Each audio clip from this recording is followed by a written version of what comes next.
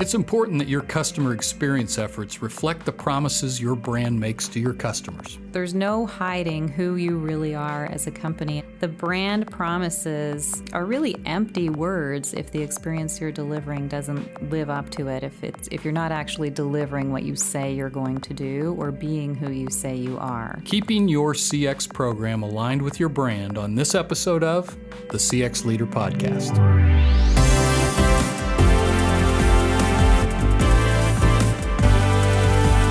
The CX Leader Podcast with Steve Walker is produced by Walker, a business consulting firm that helps our clients unlock the potential of their customer experiences by placing the customer at the heart of all their business decisions. You can find out more at walkerinfo.com. Hello, I'm Steve Walker, Chairman and CEO of Walker Information, and also the host of the CX Leader Podcast, which is your source as a CX leader for everything you need to improve your professional development and make sure that your customer experience programs are just as good as they can be. On the CX Leader Podcast, we explore all the topics and themes that help leaders like you leverage all the benefits of your customer experience and help your customers and prospects want to do more business with you. Without a doubt, your brand is a critical aspect of how your company is viewed by your customers and prospects. It's your identity, the concept and image on which the public and your employees relate to your business. Your customers' experiences should reflect that promise that your brand makes. But some companies fail to make that connection, and that can lead to some pretty dire consequences. To help us understand how important it is for your CX program to be in sync with your brand is my friend and colleague, Jen Batley, a Vice President and Certified Customer Experience Professional here at Walker. Jen, welcome back to the podcast. Thanks, Steve. It's great to be back. Okay, Jen, we did a webcast on this a month or so ago. I think it got a really good response, got a lot of good feedback from people. We decided we want to explore some of those ideas just even a little bit deeper. So for those who maybe didn't check in on that webcast, Jen, why don't you just tell us a little bit about the themes that we covered in that webcast and what were some of the highlights? Yeah, you're right, Steve. It was a great topic, and we had really great participation, but I know not everyone was able to tune in. So the focus of that webcast was really on the convergence of traditional brand thinking with the more emergent world of customer experience, and how those two elements really need to work together and support each other to create an authentic and a real sustainable advantage for companies. The webcast focused on how really those two teams can begin to work together, because it's not always natural in these organizations. You've maybe had a brand team and then a separate CX team, but really we need those teams to be working together, and we focused really on CX teams and the importance of having them, one, really know what their brand stands for, first of all, and two, know who to start to work with inside their organization, because one of the things we've found is that sometimes people don't even know who to reach out and connect to, and making those connections are really the first and probably the most important step in bringing the two stories together. We were also lucky to have Peter Dixon, who's the Chief Creative Officer at Profit, join us and really represent the brand perspective on that webcast. So we were able to bring some of that perspective to the table. And one of the things he said that stood out was really, if you're not working on CX, then you're working on the wrong thing. And to have a quote like that come from someone who really has been immersed in the world of brand, I think is a really powerful message about how those two spaces are coming together. And finally, we shared some takeaways for how else to really get aligned in your organization and make sure that the brand promises you're making are being reinforced by the actual experience that you're delivering to your customers. I recall Peter Dixon vividly now from the webcast, and he was an excellent resource. It also reminds me just his comment that there was another famous Peter Drucker, who I believe said that the purpose of business is to attract and keep customers. And so really customer experience is at the heart of every business strategy, and that's where we are. What one thing stuck out for you? What was the most impressive part of the webcast from your standpoint? Yeah, what's really stayed with me is this idea of authenticity and transparency. Really there's no hiding who you really are as a company, and that really goes for every company today. The brand promises are really empty words if the experience you're delivering doesn't live up to it, if you're not actually delivering what you say you're going to do or being who you say you are. And I think it's important for listeners to understand that this doesn't mean that the promises aren't important. They're probably even more important now than ever before because of the exposure that they're getting and because there's so much visibility to whether or not you're actually living up to them. You really have to get them right. For me, I've actually been fortunate enough to lead a brand refresh at a really large organization. And going through that experience, it became really apparent how much time and energy goes into choosing just the right words to define what those promises will be and making sure that they can be met through the experiences and that the employees understand what they are, what they need to do, and how to make sure that that promise is being brought to life in the marketplace. We know through the work that we do, customers can really see those gaps between what you say and what you do more quickly and more easily than ever before, and they're actually sharing those gaps more broadly than ever before. So there really is no room to hide, like I said, and customers, I think, are losing patience with companies who really aren't walking their talk, and that's a real risk for companies who are out there today. Yeah, you were very eloquent there, and we were talking a little bit before we started doing the show today, but it really comes down to if you can't deliver the experience, you may not want to put that out there in your branding, correct? Yeah, and if I think back to something else that Peter Dixon said, he said companies today are valued more for the experiences they create than the promises that they make. And I think that really hits at the heart of this idea that it's all about what you're actually delivering to your customers. You can make promises all day long. It doesn't matter if you're not living up to them. Jen, you've been doing this a long time, and you mentioned the one experience, but what are you seeing companies do that harnesses the power of the brand and CX and make sure that they really do create a winning combination there? I think there's a lot of things happening in this space, and I think the fact that there's so much activity really speaks to kind of the early days of recognizing the need to bring them together. But I think about three big categories of things that companies are doing. The first is really working to establish what we call customer experience principles. And different companies call these different things, but we've worked with several great companies on developing these, companies like Agilent, like Kronos, like Quadrille. And these are really, think of them as touchstones to how service will be delivered to customers. And they're really created most often in collaboration with customers. So you're working with them. That might be in journey mapping, that might be in other forms, but you're really hearing from them not so much about the what you're delivering and kind of the process that they're going through, but more really about how they want to feel and how they want to be treated. So we come to things that are more like, I want you to lead me. I want that trusted guide through the process. Or I want it to be very easy for me. That's a common thing that customers are looking for. It doesn't matter what specific touch point they're looking at. They just want that ease and that simplicity.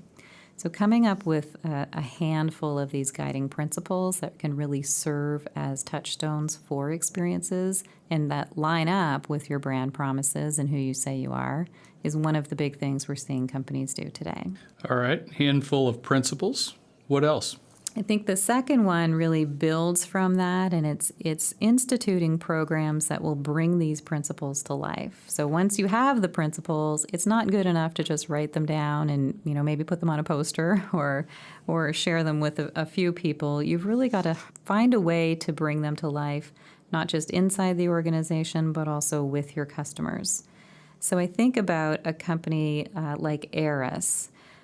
Aris is a leader in the entertainment and communications technology space. They're a really innovative company, but they're a technology company. And they have done some work around their brand, really positioning themselves as a company that has a human point of view, which is a little different for a B2B technology organization. We often hear them talk about things like innovation, and leading edge design and development, those kinds of things. We don't often hear about this human and more personal element, but this is a promise that they've made. It's part of their brand. And when we see them standing up their customer experience programs, and in particular their listening programs, they're building some of those in a way that has that human touch and that human element. So they have many things that they do, but one of them is an executive listening program. And it's really about one-on-one outreach and having conversations, future-focused conversations with their customers. And what we hear through that process is not just great input for the future of those relationships and the business, but also comments that customers are recognizing that they're really making, Eris is really making an investment in their customers, and it's evidence that they're witnessing this brand promise come to life. They really are looking for that human point of view and not just where the technology is moving to. All right, so you lay out your handful of principles, you bring them to life by humanizing them. What's the third step? The third step really starts to shift towards action and change. And I think about this as being very deliberate in how you're designing these experiences for your customers. And again, you want them to be authentic. They need to line up with what your brand promises are. They need to match those principles and kind of build from them. But it's also about moving from this idea of break fix that a lot of CX work traditionally has happened in, making those incremental improvements, which are important, but also making the shift to breakthrough improvement and really rethinking some of the experiences that customers have. It's bringing some of the elements of design thinking into the CX space. It can build from work that maybe organizations have done in journey mapping. That's certainly a place where some of these needs come to light, where you start to see either touch point areas or connections between touch point areas that can really benefit from a rethink, and where companies can start to bring their brand to life in a very different way that helps them stand out. I think the other approach that we've seen companies take is this idea of adopting a sprint methodology, which is more typical, I'll say, in software design and development, to the CX world and to the business world in general. And I think about this as really bringing some rapid design into changing a customer experience. It's a very focused activity. It brings a lot of energy to a topic, but it can start to move you through that change very quickly. I know, we hear a lot the statement that customer experience is a journey, and I think that's definitely true. It's often more like a marathon or maybe even an ultra marathon. It's not somewhere you necessarily get to the end of. But I think of this sprint concept as kind of injecting some interval training into that journey. So you can get some short bursts of really high intensity activity and start to show not just your customers but also your employees that you can really make meaningful change and bring your brand to life and align those experiences in a way that's going to be really different for the customers and for the marketplace. You really are describing, I think, a CX that's aligned with a brand in a much more strategic way than maybe lots of people think about the role of CX. And I think that's why CX is so hot and so popular.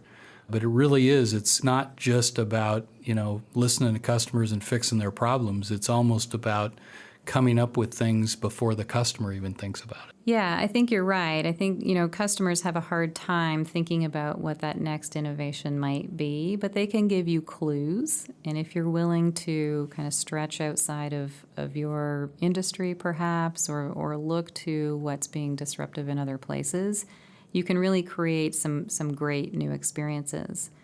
I think the other kind of reinforcement that we're seeing, one of the other reinforcements that we're seeing about how brands are starting to take CX seriously and really think about the promises they're making, is we're seeing companies like Walmart announce that they're bringing in a chief customer officer. This is a big step change for them, and it's a woman named Janie Whiteside who's coming into that role. And they've talked about it as having been created in order to keep customers at the center of their operations. A little different than just low prices, right? A little different than low prices. And I think it also speaks to, the products, you can probably get them just about anywhere. Amazon has certainly disrupted Walmart's business, and I think we're seeing ripples of that across really every business.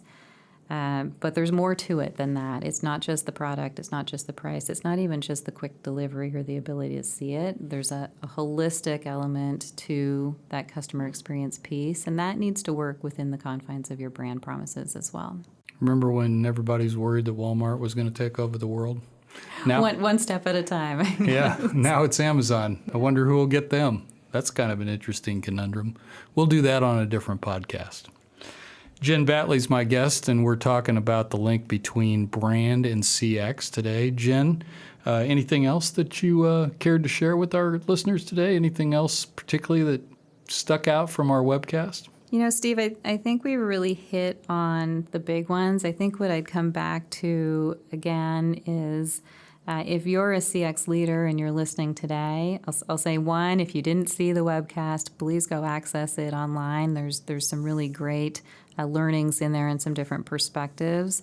But if you're not able to do that right away, take a look at your own organization and really ask yourself, do I know what my brand stands for? Do I know what those promises are that we're making to customers?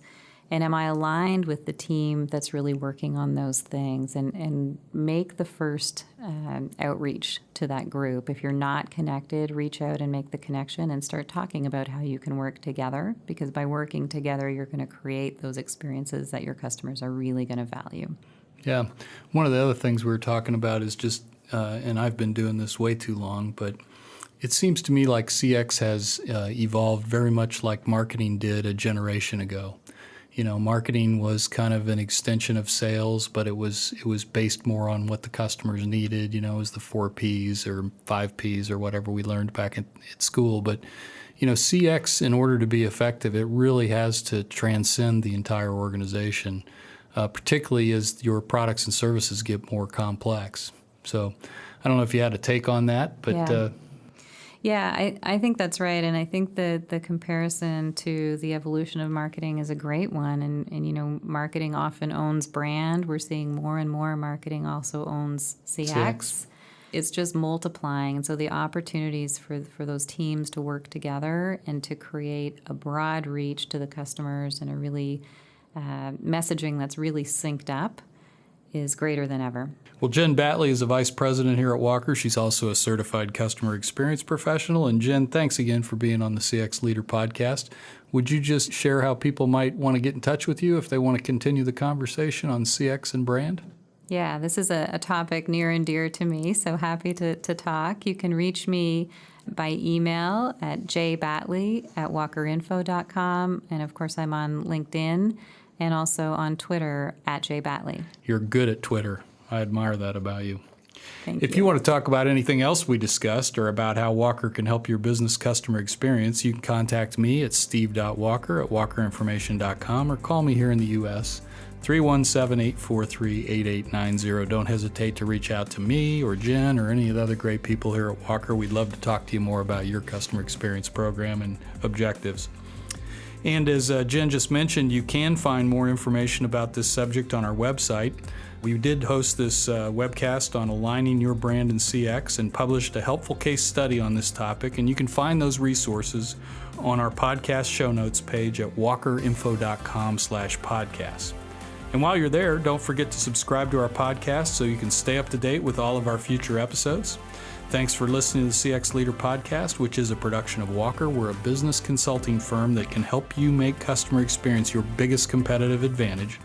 Find out more at walkerinfo.com. Thanks for tuning in, and we will see you on the next episode.